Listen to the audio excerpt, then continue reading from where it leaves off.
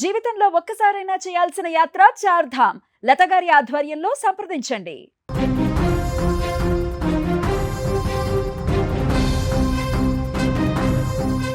హైదరాబాద్ మహానగరంలో నిత్యం ట్రాఫిక్ నరకంలో నలిగిపోయే సామాన్యుడికి తెలంగాణ ప్రభుత్వం తీపి కబురు అందించనుంది. నగర రవాణా వ్యవస్థలో కీలకమైన ఎంఎంటీఎస్ రైళ్లలో ప్రయాణించే వారికి అదిరిపోయే వార్త చెబుతూ ముఖ్యమంత్రి రేవంత్ రెడ్డి సంచలన నిర్ణయం తీసుకున్నారు. తెలంగాణ రాష్ట్ర ఆవిర్భావ దినోత్సవమైన జూన్ 2వ తేదీ నుంచి నగరంలో తిరిగే ఎంఎంటీఎస్ రైళ్లలో ఉచితంగా ప్రయాణించేటువంటి వెసులుబాటు కల్పించేందుకు కసరత్తు చేస్తోంది.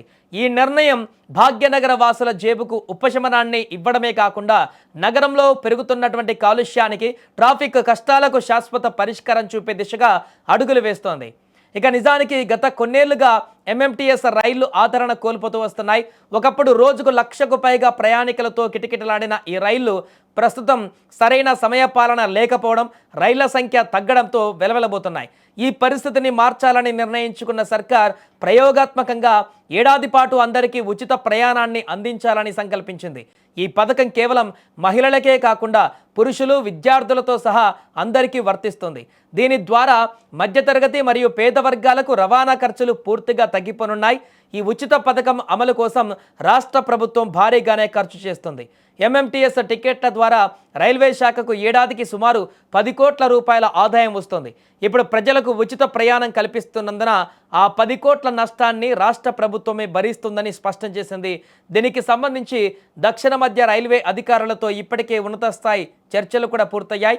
రైల్వే బోర్డు నుంచి తుది అనుమతులు రాగానే ఎంఓయూ కుదుర్చుకొని ఈ పథకాన్ని అధికారికంగా ప్రారంభించనున్నారు. కేవలం ఉచిత ప్రయాణమే కాకుండా ఎంఎంటీఎస్ వ్యవస్థను మరింత బలోపేతం చేసేందుకు ప్రభుత్వం ప్రణాళికలు సిద్ధం చేసింది.